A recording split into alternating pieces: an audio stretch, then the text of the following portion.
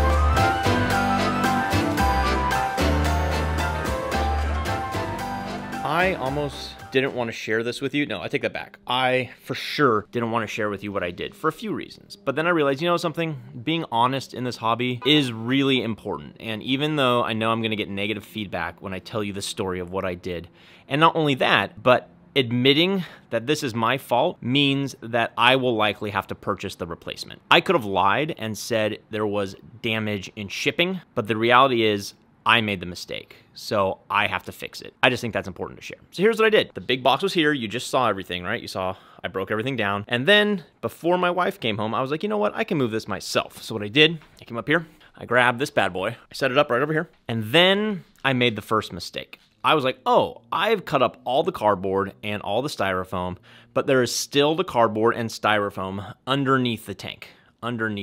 Why don't I just pull that styrofoam and that cardboard out and then slide the tank onto the dolly, right? Move it onto the dolly. And this is where I was thinking efficiently and not smartly, because this is a pallet. And if you look at the pallet, look at this. This is not even. Look, there are nails. And in my haste, I pulled the styrofoam and the cardboard out, and I placed the tank directly on the pallet. What was I thinking? That's so freaking idiotic, because I'm just asking for it to crack. And not only was I that stupid, and please be gentle in the comments. I realize this is my fault. I realize, okay? But then to add it, I was like, oh my God, I realized the error I made. I was like, oh no, it's on here. I better fix the problem. So what do? I take this 75-gallon glass aquarium, which is way too heavy for one person, and I put the dolly right here. I try to lift it and slide it off myself, scraping it against all of these nails. And of course, what happened? I chipped the tank. Let me show you the chip. Now, I've tried fixing it, so we'll see if it works or not. See right down here? Right here. This section right here, chipped off, okay? So there's a little piece of glass missing right here. If we look inside, there seems to be no problem. So I went ahead and I researched what can I do, and I think it's gonna hold. I really think it's gonna hold, but I went ahead and applied super glue. Now, all of this white film, this will all come off. I'm not worried about any of that. And I applied super glue directly onto this area. It didn't seem to be a problem. Like, I think it's gonna be okay because the seam didn't seem to be affected. but I wanted to reinforce it anyways because if you're thinking about it, this is one of the weakest spots. I mean, yes, these seams right here are probably gonna be like the weakest spots that are most prone, but if there's a problem, right, this could not only leak, but explode at the bottom. So this tank may be toast. It may be toast, and I might have to shell out another, what, $600, $700, $800 just to replace this tank. And this is just a super glue reinforcement. I'm going to leak test it next week, and we'll see whether or not it's okay. But that may have been the most expensive, dumbest mistake I've made yet to date in this hobby. I still don't know anything about macroalgae or seahorse tanks. So we're gonna call it Felicia McCaulley. Many of you guys know her. She's been a speaker at MACNA. She's published in all sorts of magazines. She is a seahorse expert. So she was kind enough to say that I could chat with her. So we're gonna give her a call and see if she is available.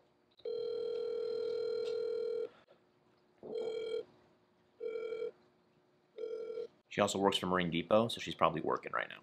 We'll try again later. Good morning. I don't know anything, so I'm hoping today to get... So, okay, you chose this tank for me, and the JBJ's... Well, Yes.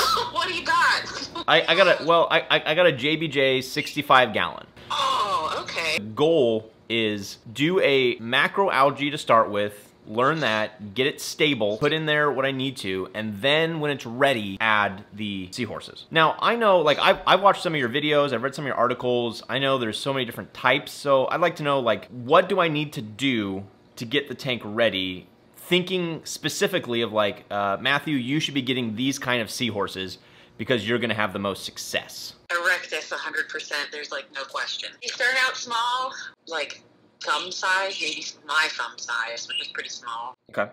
But they get hand size. You need to get them from Alyssa's Seahorse Savvy. How many would you put in a tank this size? 2 pairs, would do 4. Can you put pipefish with them or no? That is a very complicated question. It's something we don't usually recommend because when you mix different species, or if you mix, seahorses from one area and then, seahorses from another part of the ocean, they have different strains of bacteria that they carry. What other kinds of fish can I put in there with them?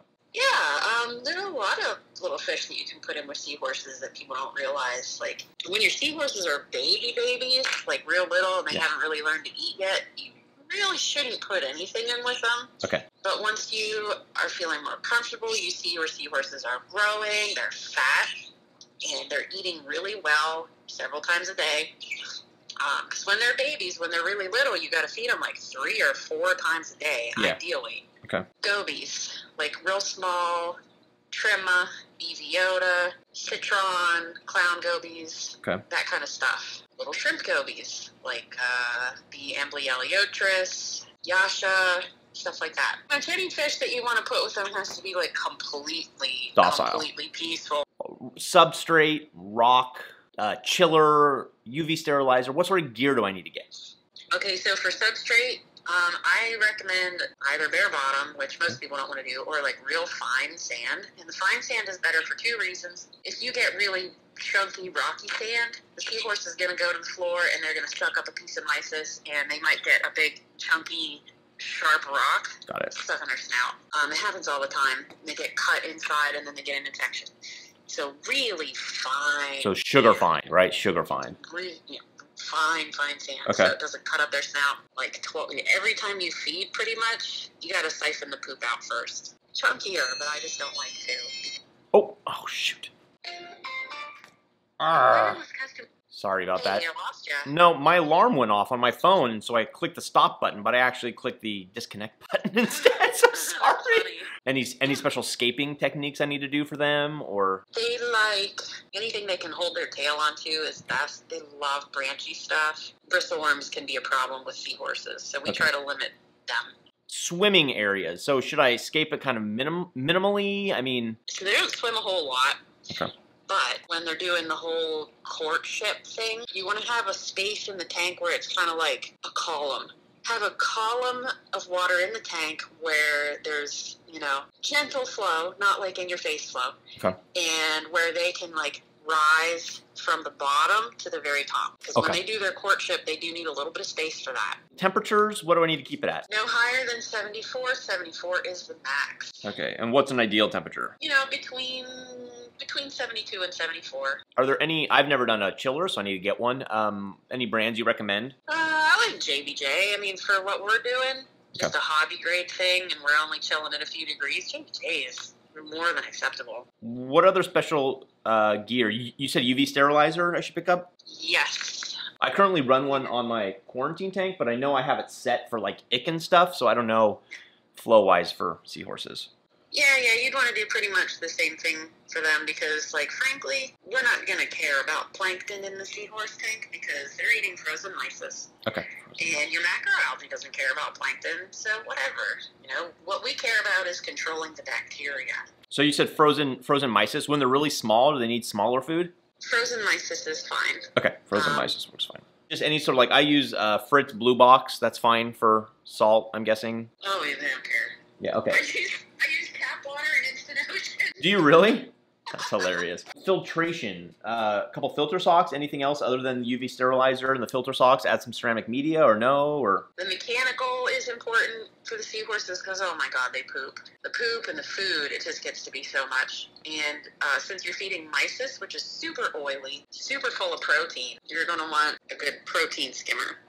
Oh, okay. Pumps. I was just going to stick with the 2 return pumps that came with the system and then not add a wave maker. Is that correct? Or should I add a wave maker? That's a tough thing because you don't want something in there that's gonna get their tails caught, but they do need flow in their tank because you don't want detritus to settle. Like a gyre, like an undersized gyre or something, or no? Do they have a thingy that goes over them to protect fish from getting inside of them? I feel like they have this like Nem Protect thing that I could put on them.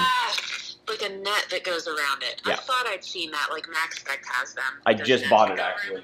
Okay, well that would actually be perfect. Like a gyre would be perfect because seahorses actually, you know, people are like, oh, they need total stagnant water. Like that is such crap. I have more flow in my seahorse tank than people have in their acro tanks. Okay. You just have to like spread it around, you know? Okay. This is awesome. No one has ever listened to me before. You tell me to buy it, I buy it. All right, well, I appreciate it, and I know you're busy working, but I will be in touch for sure. Okay. Thanks, Felicia. Thanks. All right, bye. Bye. She's great. That was perfect, right? So much knowledge. This could be the dumbest thing I've ever done in my life. It's the JBJ RB65. Remember the one that I chipped right down here? I have this little tiny bit of water in it, but I have to know. I have to know whether or not it's gonna hold water. So I'm gonna fill it up with tap water. I'm gonna put a video on it while I do it, just in case the tank explodes. Cross my finger it doesn't, and we'll see. Okay, you ready? Here we go. Here it is. I'm gonna test it. I'm gonna fill it up halfway, tap water, leave it for a few days. I don't know, what do you guys think? Think it's gonna crack? I don't know. I really don't know. I should be doing this outside. I'm not. I leveled it, and this could be one of the dumbest things I've ever done. And I might not even post this if it breaks, because, yeah. People in my last video thought I'm just an anemone killer, which doesn't feel good, so I gotta work on that.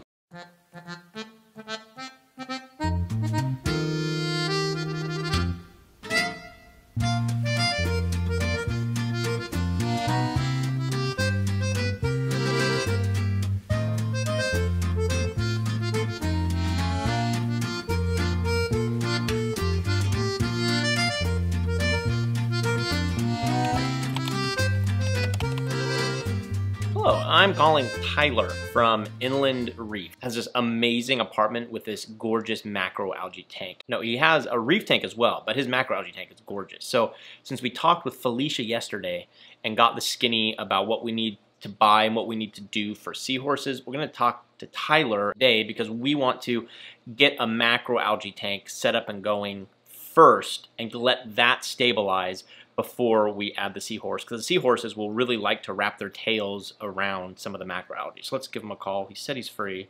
Hello? Hey Tyler, it's Matthew. How are you? Good, how are you? Yeah, I guess a shameless plug here. So I'm part owner in Ben's Nems. Oh, you are? Oh. Yeah, I am taking over all of the macroalgae. So I'm actually currently throwing up on our website for the drop this week a bunch of macros that have come from my tank. Oh, Stuff that we're growing interesting. out. Let's start with filtration. We'll go from there. So you said you're gonna have a skimmer. Yes. So what what I'll tell to you is that I know that seahorses tend to poop a lot. Yeah. You may be using the skimmer for a little bit, but I think that as your macroalgae does grow in, you most likely will not need it.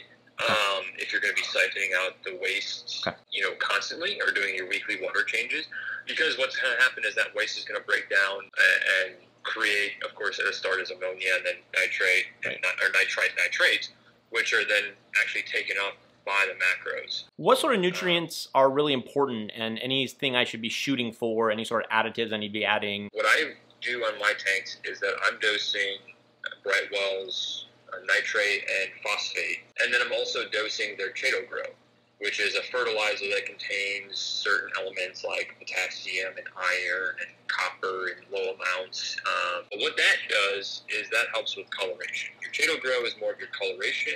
Your nitrates and phosphates are more for growing and the health of the macros themselves. How important is testing? Because I don't want to do an over-reliance on testing here, just in case it's being uptaken and there's no nitrates, no phosphates. Should I be getting a reading? Should I be looking for the coloration, for growth? Like how do I know when I'm dialed in? So this is where the macro part it takes some eye. Okay. So when your macros are growing, they're going to uptake a lot of your nutrients.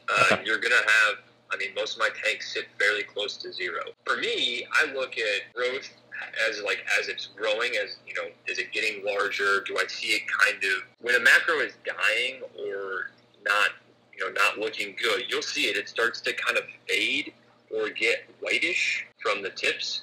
Keep it very consistent with what normal reef tank parameters are. Now, what about substrate? What are your thoughts about that, knowing what you know about the Seahorse tank? I am all for a sandy substrate because I'm a really big proponent of Caulerpa. I know that people freak out about Caulerpa, and it's usually mostly due to the fact that they think it can go sexual. The thing you need to realize with Caulerpa species is that they will uptake nutrients quicker than other macros. So do certain macroalgae need a sand bed? So yes and no. There are specific species like the mermaid span, shaving brush, the pine cone macroalgae. Those are all calcium-based root-growing macros, meaning that they need sand, they need a substrate to actually grow from. How thick of a sand bed? Inch. I don't think you're going to need a super deep sand bed. So you mentioned mangroves. Are mangroves good in a macroalgae tank or not? Are they too advanced? Yeah, they're fine. They are totally fine. The only thing you have to worry about is that they're going to be sticking out of the water column. The main thing I always recommend to people who are getting mangrove trees is that you either buy it direct, where you can see if the roots are healthy, or buy the propagules, which are non-leafed, non-rooted mangroves. It's like the earliest stage before they go and actually start growing the roots, and then from there start growing the leaves. The reason I say that is because mangroves, if you break the root system, that's almost an instant death. They use pressure to actually expel keep the salt. Oh, yeah. Yeah, so a really common sense. misconception is that red mangroves need to be sprayed on their leaves. They don't need to be sprayed on their leaves. They actually excrete salt in their trunks. How do you go about attaching macroalgae to the sand bed or to the rock? Is it different per each species, or? Yeah, it just depends. It depends on the species. Okay. I would never glue a macroalgae. Okay. It will essentially kill it. I like using rubber bands. I pin it in between rockworks, push it into crevices, because you're kind of doing a low flow tank. For you, just pushing it into the rockwork or even just setting it in your tank is totally fine. So it doesn't have to be attached to the rockwork. Certain species do need to try and glue it to an area where you don't have a place to kind of wedge it into a rockwork. Take a rubber band and rubber band it around a piece of just rock rubble, and then glue that rock rubble to your rockwork. Lights. My current tanks, my macro tank right now is running the Twin Star 900 SP, which is its pendant light. It is a freshwater planted light, sits at about 6,500 Kelvin. It's a really nice light for growing plants, planted aquariums. It does a great job for growing macros, and it also looks really natural. It's growing corals just fine. I have my toadstool and gorgonians, and even I have acroporum growing underneath it. So I had mine mounted about 9 inches above the water level, and I run it for, let's see, my lights come on at 11:30, and they turn off at 9. Okay. So Okay. I'd say about like 10 hours-ish, yeah. Are they programmable, or are they just on and off? Mine, I bought an additional adapter to run with the Twin Star, and you can program it to have like a on-off time. What am I missing here? A nice handy pair of scissors. Scissors. Literally. Being able to go in and trim with a pair of scissors is so much easier than trying to rip stuff, because you're going to pull it out. pull things out of the rock work. It's just, yeah, you're going to be frustrated because stuff's going to start flying around. This is crazy helpful, and I think I have enough to go on for now. I'll get back with you probably in like a month or so, and do you mind if I shoot you a text occasionally with a question? Cool. Well, Tyler, thank you so much, and I'll be in contact. I really appreciate it. Yeah, no problem. All right, take care. All right, see you. Bye. So, did you hear that? I mean, obviously, we just talked for 50 minutes, and I obviously am not going to play all of that for you, but Tyler just gave me like an hour of his time. So, I mean, my mind exploded. I feel like I have enough now after talking with Felicia about seahorses and talking with Tyler about macroalgae that I know what gear to buy, and so I need to go through a list. I think it's probably going to cost another couple thousand. Not that you have to do all this stuff, but because I'm doing the Seahorse tank and I'm doing it the way Felicia recommends, it's a little bit more expensive because I need things like the chiller and I need a UV sterilizer. And the chiller is going to cost me, you know, $500 to $800. UV sterilizers, $300. So those are some expensive items right there, and then to get some decent light. So it's going to be a little bit expensive. Not that it has to be, but since I'm doing this tank here and I want to do it right and I want it to be really, really good, I'm just going to go ahead and go with kind of the best things. So I'm going to tap into the old savings and purchase those. So I think the next step is get all the gear, get this tank cycled as long as it doesn't break. I don't know if you can tell, there's water in it right now because it's shipped. So if this explodes, I'm going to have to wait until I get another tank.